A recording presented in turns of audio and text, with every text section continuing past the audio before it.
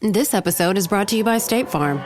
From your morning podcast to your afternoon playlist, State Farm knows you personalize your entire day, and that's why State Farm helps you personalize your insurance with the State Farm Personal Price Plan. It offers coverage options that help protect what you care about most at an affordable price just for you. Like a good neighbor, State Farm is there. Prices vary by state. Options selected by customer. Availability and eligibility may vary.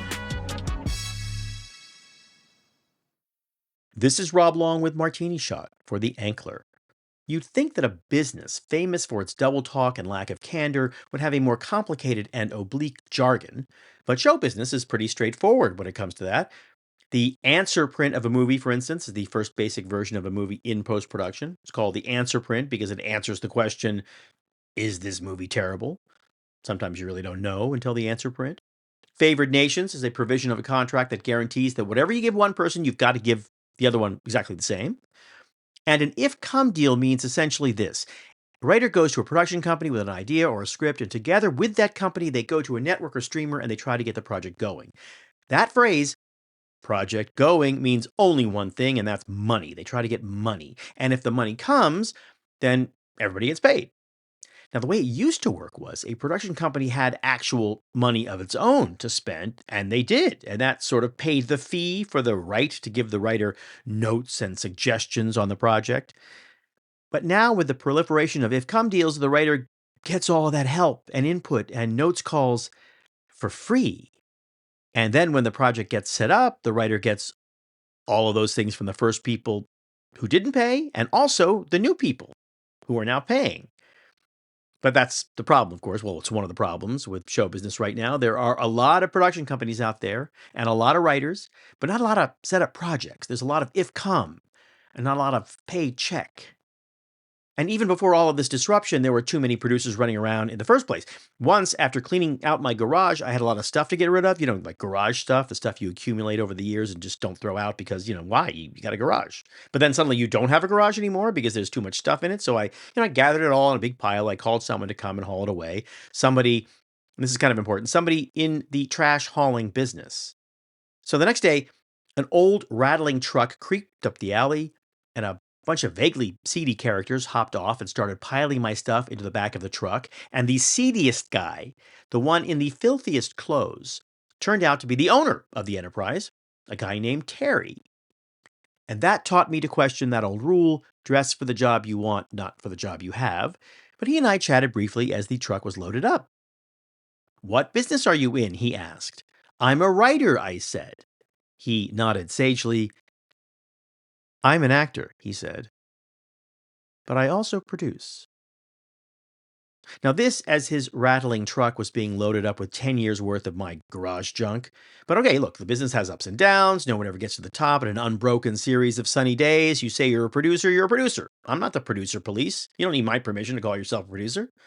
That's been my actual contractual, widely accepted job title for a long time. And there were some days as an active in-production producer that I didn't produce anything at all, unless you count staring out the window and thinking about my mistakes as producing.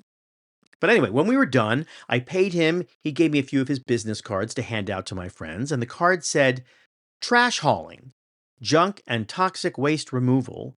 And then at the bottom, in loopy italics, it said, presented by Terry. Not, owner, operator, or even CEO, but presented by Terry. Presented by Terry, I asked.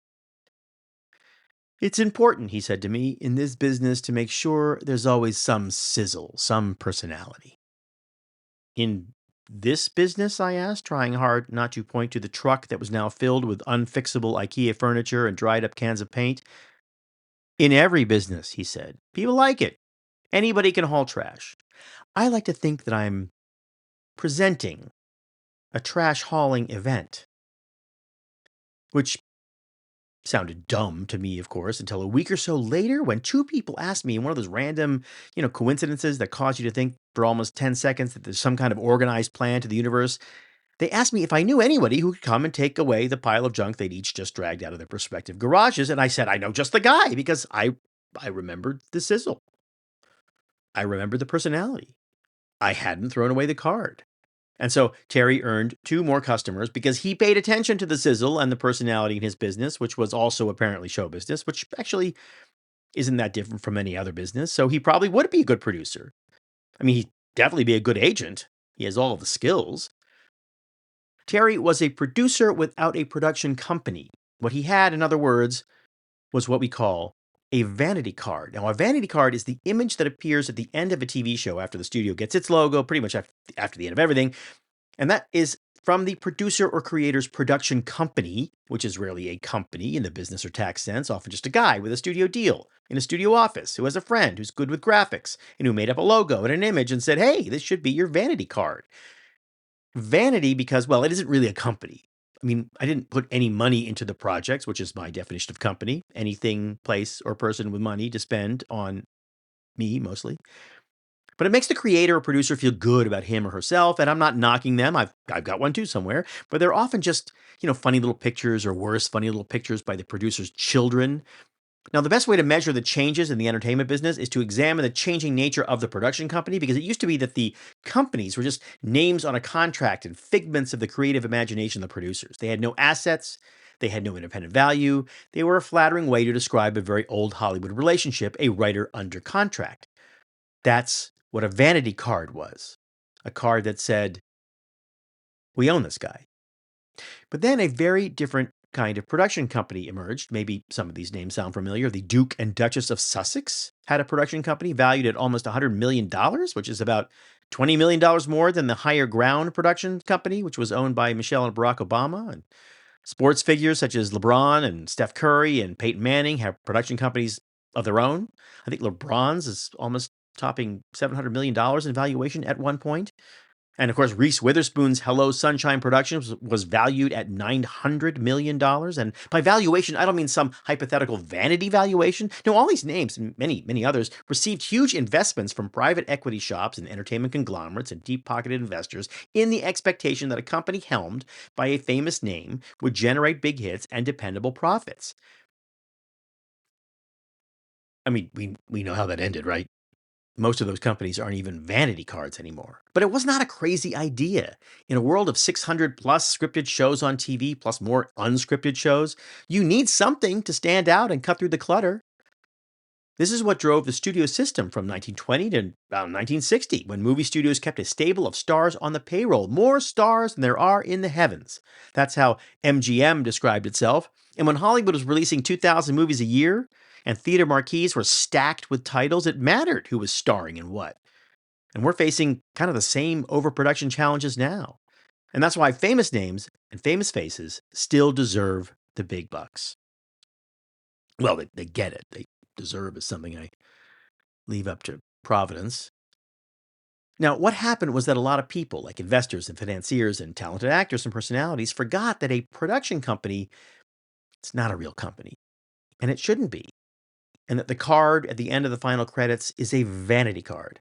Many, usually hard-nosed investors made a classic Rube's mistake in Hollywood. They mistook the set dressing for the real thing.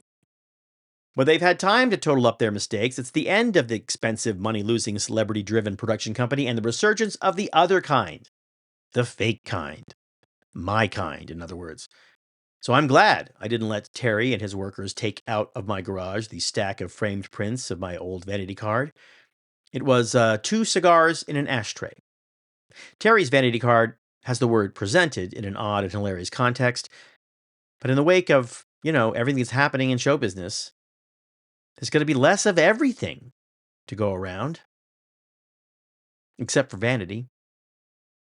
And that, as we know, is the cheapest thing to satisfy, because all you need is a card.